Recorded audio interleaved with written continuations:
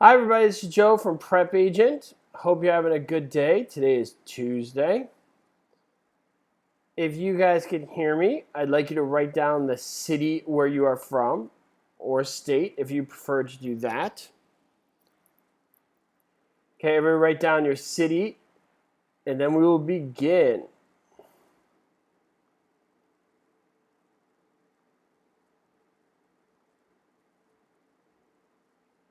Let's see where everybody's from, and that's how we're going to start off all of these webinars. The reason we do this, so you can see if somebody is from your town, maybe you can form a study group. I decided that was more effective than doing a big thumbs up. And if you do not want to put where you're from, that is fine. Although it's going to be a little awkward to sell real estate if you don't tell people what town you're from. Just saying, a little career advice for you. Stone Mountain, Georgia. Why is that famous? I've heard of that. Is there like a professional wrestler from there or something? Yes, Jake the Snake Roberts. Oh, it took me right out as I was saying it. Man, if you're a child of the 80s, you should know that. From Stone Mountain, Georgia, Jake the Snake Roberts. Okay. So let's get going. So we got vocabulary today. So we're going to nail down vocabulary. We're going to start with secondary mortgage market. What is the secondary mortgage market?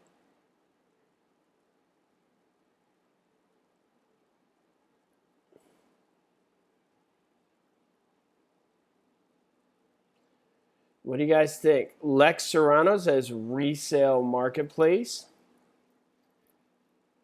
Good job. And why is that important? Why is it important to have a resale marketplace?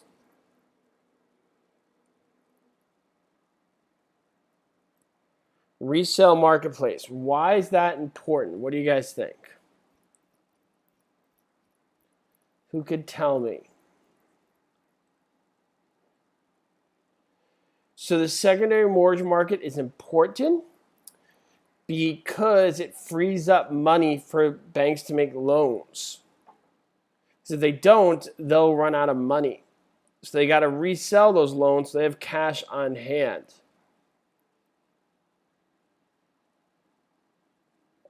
Okay, does that make sense for everybody? And the key words you want to write down is resale marketplace.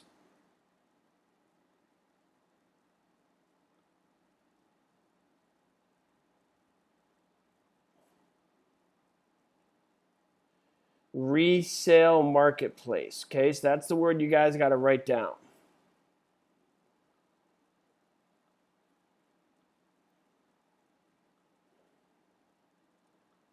Okay.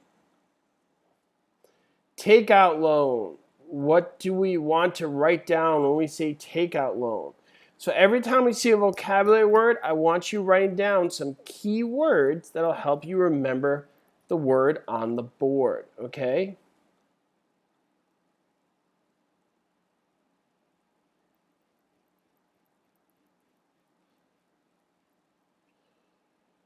So a takeout loan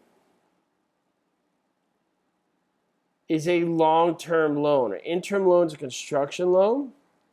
Takeout loan is a long-term loan.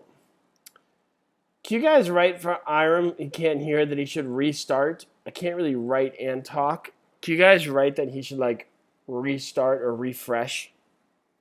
Someone could do that for me so he can hear what I'm saying too. Okay, takeout loan's a long-term loan. Interim loan's more of a short-term loan.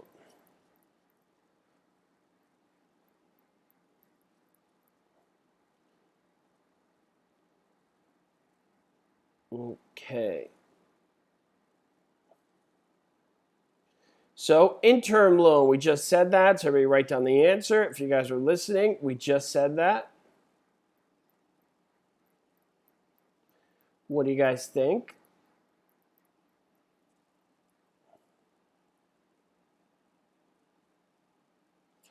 That's that short-term loan for when construction's being done. Good job, everybody.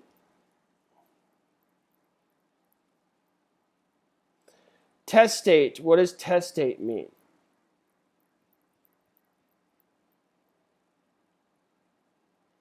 Testate. Few words as possible, everybody. Want to find these few words as possible. The reason we want to use as few words as possible is very simple, because it's just less to have to remember. The less we have to remember, the better off we'll be. Okay, testate means having a will. And what's it called when you die without a will? What's it called when you die without a will? What do you guys think? What's it called when you die without a will? Intestate. Nice job, Lisa.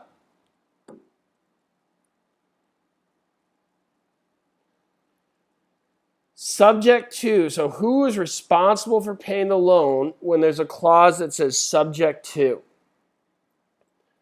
What do you guys think? Who is responsible for the balance of that loan when it's subject to?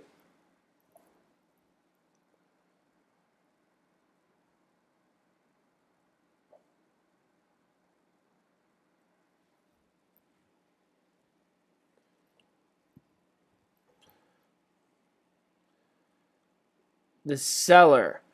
Good. What's it called when the buyer is responsible? What's it called when the buyer is responsible?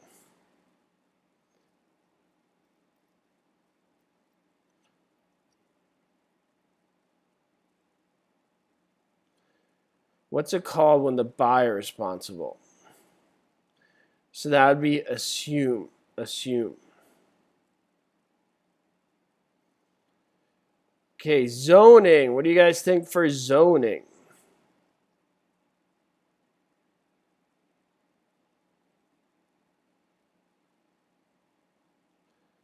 Zoning.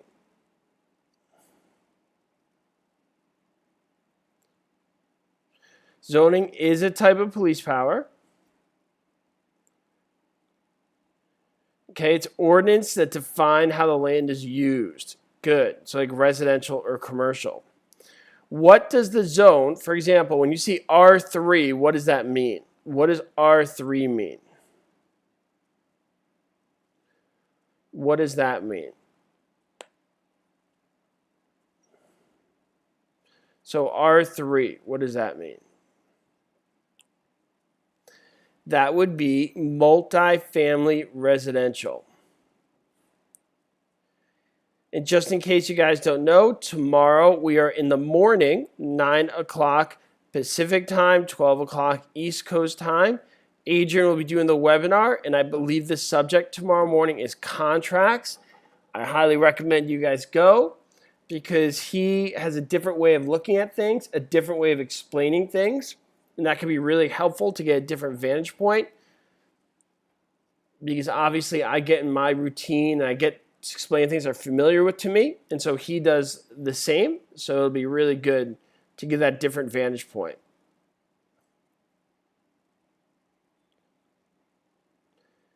Okay, principal. Is that? I clicked. Sorry, guys. Apologize. I think I spelt that wrong. I think it should be principal. Adrian, should that be an L-E or an A-L at the end? He's super good with grammar and whatnot.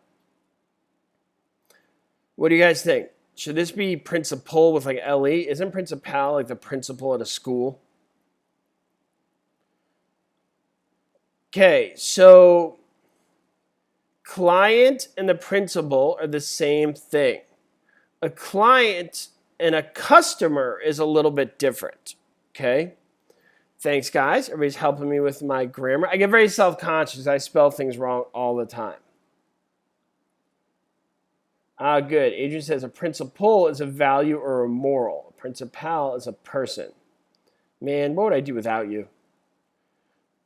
Okay, so you owe the customer honesty and fairness. You owe the client loyalty.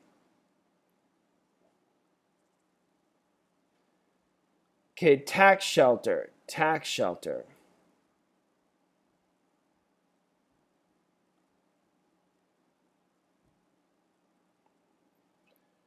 The tax shelter is for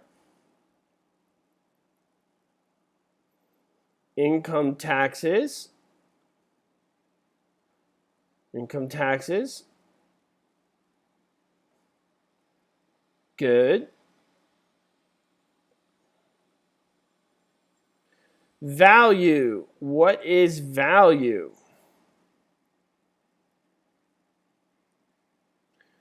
Value. I love it when you call me. I can't get that song out of my head. Call me senorita.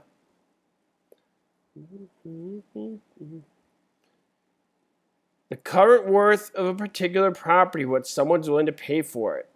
I see some of you guys mention the 4 essential elements of value, so might as well write that down. What are the 4 essential elements of value? Who could write that down?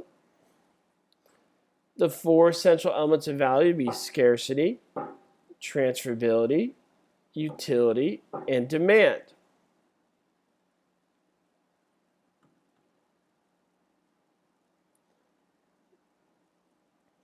Ooh la la la. Ooh la la. What is a lease?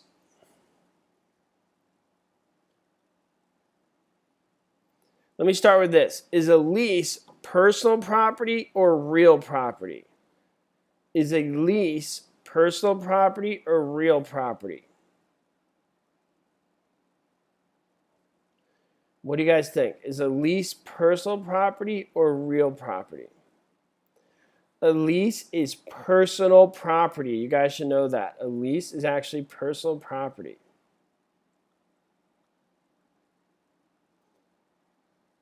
Okay. I'll read this out loud. A lease is a contract between a lessor and lessee, which gives possession but not ownership to the lessee, also known as a leasehold estate. The tenant does not need to sign a lease to become a lessee. Acting as the lessee is enough. This is not real property. A lease is considered personal property. Think of it as a piece of paper. A lease is a piece of paper, and you can move a piece of paper, so a lease is personal property. Good.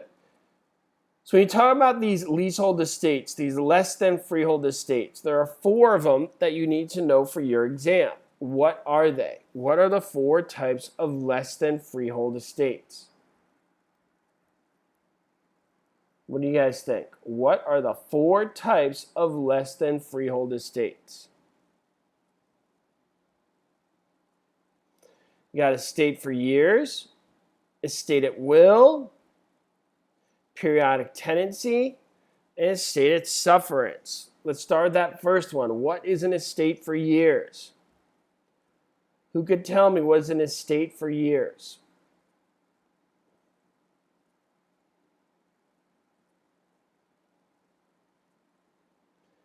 An estate for years is what?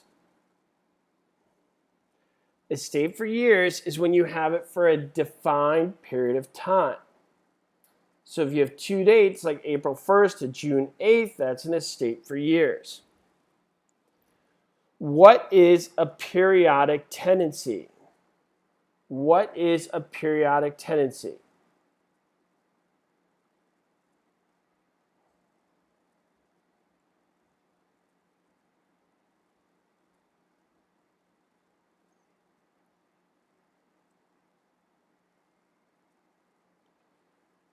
Periodic tenancy. It's like month to month, week to week, year to year, things of that nature. What is an estate at will? What is an estate at will?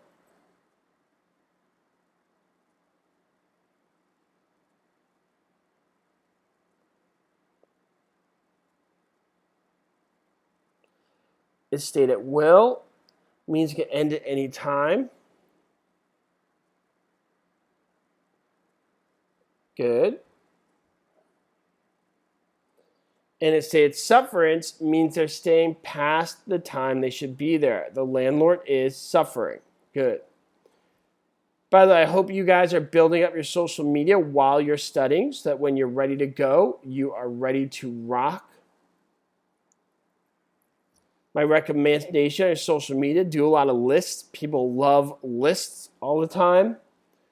For example, whenever you see like those things like top 10 fattest cities in America, don't you all click? I mean, everybody clicks that. Everybody's like, oh, I don't really care, but I gotta know. I don't know why I have to know. Oh, they're so fat. I'm not. Ha ha. And you're like a horrible person for looking at it, but you look anyway. Everybody loves those lists. So you guys should start to like list like the top 10 this, top 5 that. Am I the only one that looks at those lists and after I click on it, I feel so ashamed I actually clicked on it? I'm like, ugh. I've been baited by the click. Okay, primary mortgage market. We talked about secondary mortgage market. Okay, what is the primary mortgage market?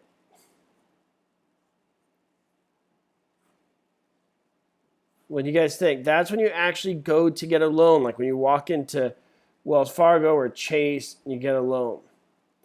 Wells Fargo, boo, I had a bad experience there. They did that thing where they created accounts in my name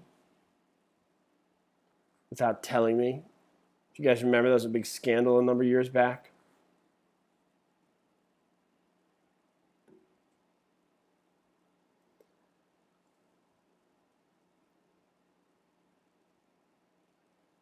Okay.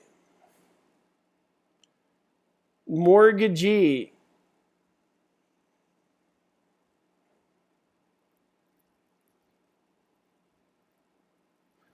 What is a mortgagee?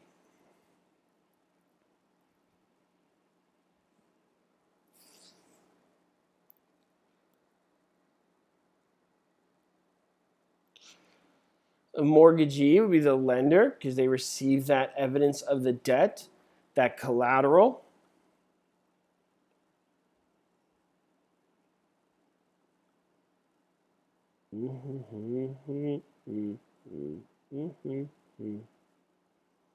Chattel Real. What do you guys think? Chattel Real.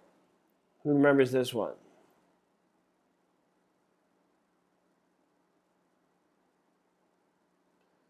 The easy way to remember this: chattel, cattle, cows, move. It's movable personal property. I know it sounds ridiculous. I get that all the time. But when you pass your exam, you're going to be like, move out of the way. I'm licensed. Beat it.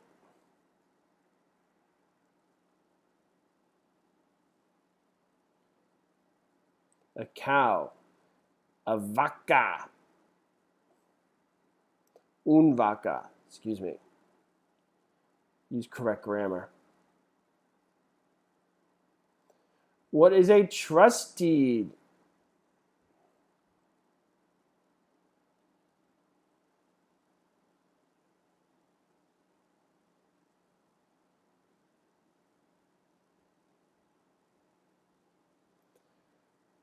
Lex wants me to do one in Spanish. I could do that if you want me to.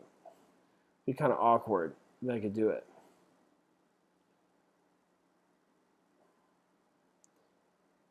Yo hablo perfecto gringo español. Si tú quieres, yo puedo mostrarte mi gringo español.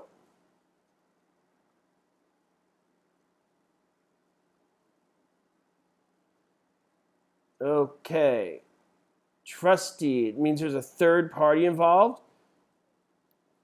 The trustor, trustee, and beneficiary.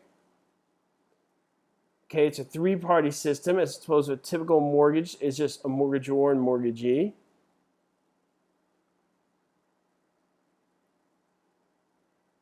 And the reason is when a trust deed happens, they are able to foreclose on a little faster because they don't need the court. You use a mortgage, you need a court. Very often you use the court, although they may sell the property, the person defaulted has a year to get that property back. So that's why many states use a trust deed.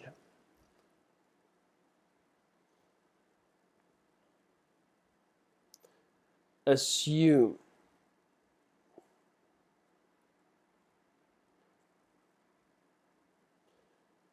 Assume, what does that mean? We talked about this before.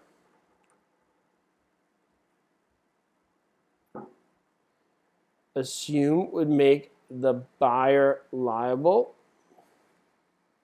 We did mention this earlier, Lex. So let's hope everybody gets it right. Before we had subject to on the board, which is kind of like the yin to the yang to the assume. Subject to, seller liable, assume buyer liable. In fact, I want you all to write that down. Subject to, seller liable, assume buyer liable. Everybody write that down.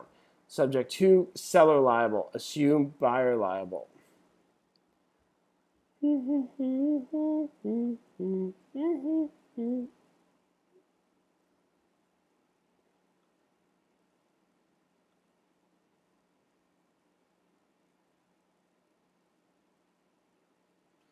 Okay, principle of contribution. What do you guys think there?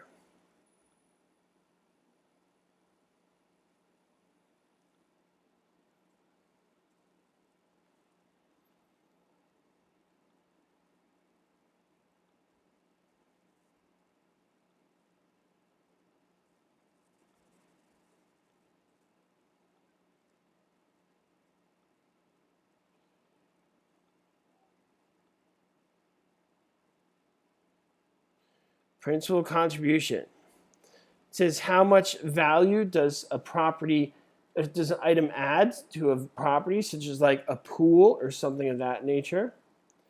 Principal contribution. Good.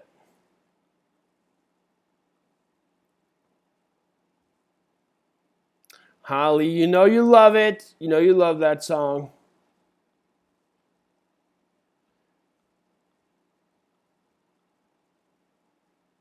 Inverse condemnation. We're putting together a new video on government powers. I was just writing about this today. Inverse condemnation.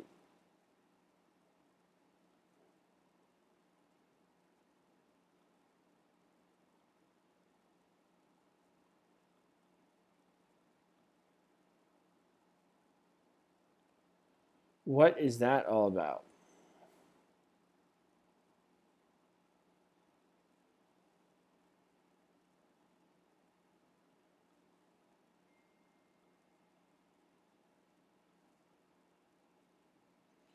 Inverse condemnation is when you sue the government.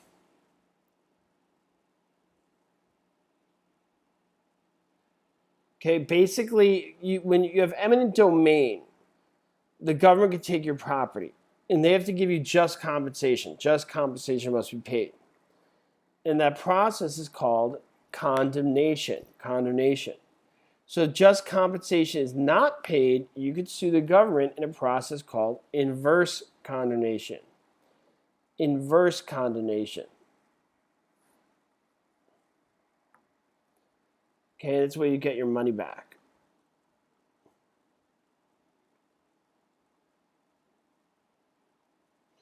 Hold harmless clause. What's that? Hold harmless clause.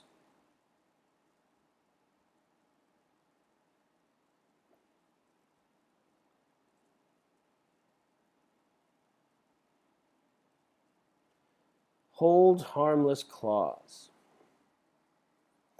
It's kind of exempting the agent from liability.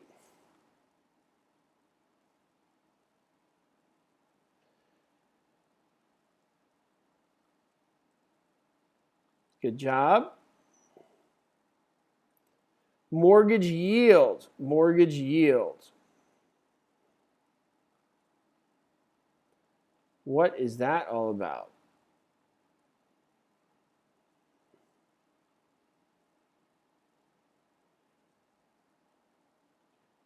Mortgage yield.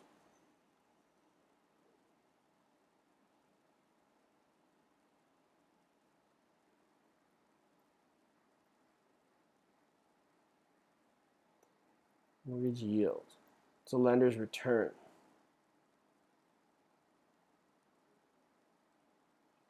And we just spoke about this, eminent domain. Eminent domain.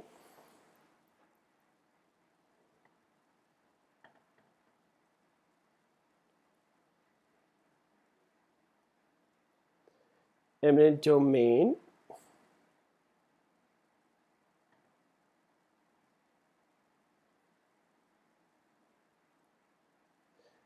Eminent domain is the government's right to take your property. It's one of the 4 government powers. So what are the 4 government powers? What do you guys think? What are the 4 government powers?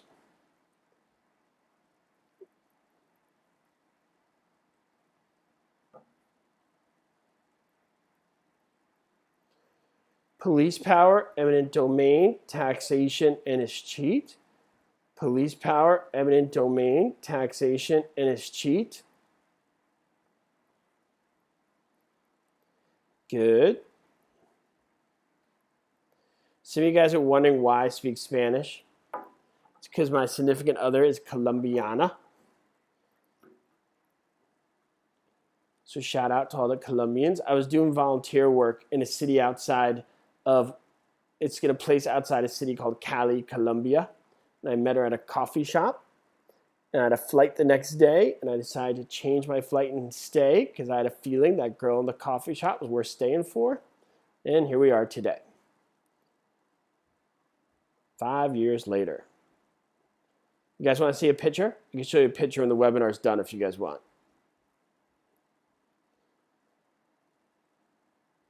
Okay, so eminent domain.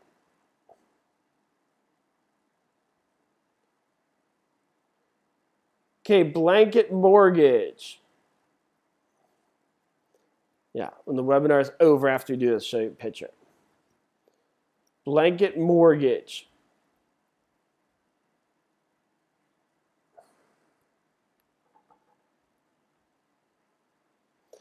What is a blanket mortgage? It's when you borrow against more than one property. More than one property.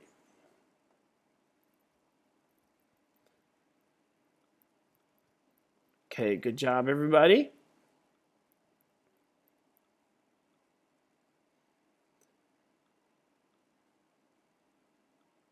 Yeah, go on here. Special agent. What's a special agent? I actually went over this last night. What is a special agent?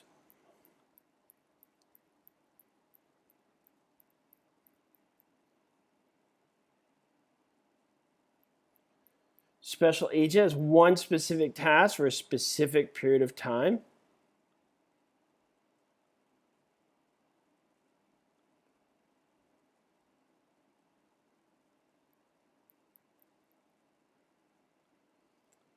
Good.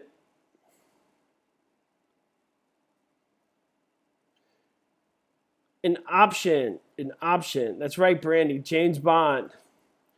Ask Adrian how much I love James Bond. I have my replica James Bond watch. I don't have the real one because that's like $10,000.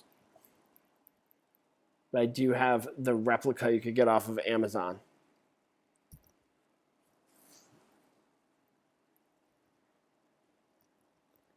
Okay, what is an option?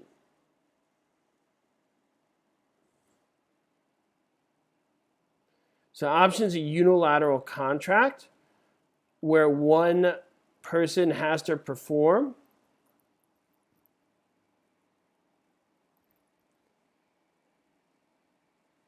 The other person does not, which is why it's unilateral.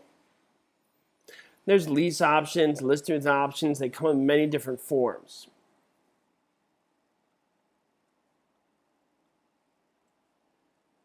Principle of conformity. What do you guys think? Principle of conformity.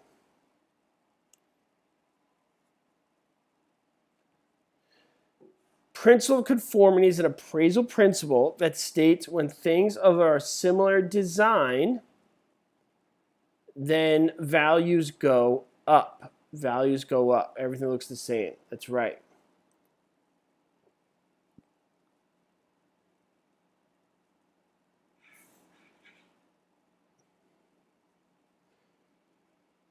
Okay, estate and severalty. What is this? Estate and severalty. Estate and severalty. What do you guys think?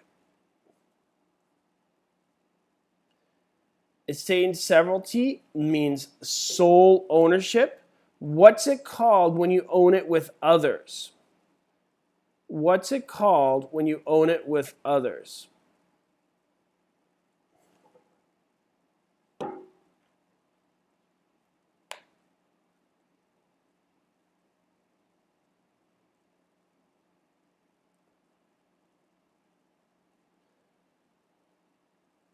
That's concurrent. Concurrent.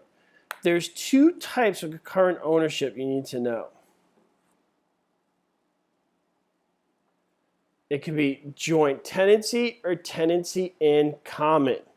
What is the difference between joint tenancy and tenancy in common? What do you guys think? What is the difference between joint tenancy and tenancy in common? So joint tenancy has time, title, interest, and possession. Tenancy in common just has possession. The other thing is the right of survivorship. Joint tenants have the right of survivorship, meaning if one party dies, the other get the property, because they are the surviving tenants. So you cannot will it to your heirs. Whereas the tenants in common, if a tenant passes away, they can will their share to their heirs. We actually have a video coming out on this soon. If it's not out already, I recommend you look for it. So my question to you guys is, which would you take with a corporation? Joint tenant or tenant in common? Joint tenancy or tenancy in common?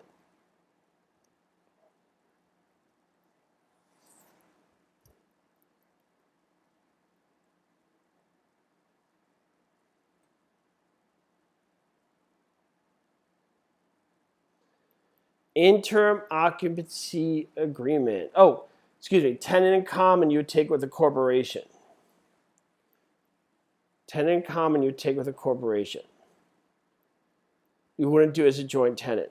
Okay, interim occupancy agreement. What is that? Interim occupancy agreement. So interim occupancy agreement is when the sale of the property happens, but possession doesn't quite coordinate the termination of escrow. So basically, you need a little extra time to stay, or maybe the other person needs to move a little early. Basically, possession and closing don't coordinate, so you form an interim occupancy agreement. This is not like a short-term lease. We're talking about a few days, okay? Has everybody got that? We're really talking about a few days here. We're not talking about months upon months. Obviously, you can agree to whatever you want, but then you're talking more of like a lease type situation. It's more has to do with if possession and closing don't coordinate exactly. Has everybody got that? All right, that's it for today. It's so funny how you think that story I told you guys romantic. Women are difficult because if she did not like me, that would have been super creepy if I changed my flight and stayed. Think about it, ladies. Some guys like, I was going to leave. I changed my flight just to see you. You'd be like, what? Creepy. But if you like the guy, you'd be like, awesome. Yeah, let's see if we can show a picture here of the first date we ever went to. The webinar's done. You guys could leave if you want now. Okay, see if it shows it here.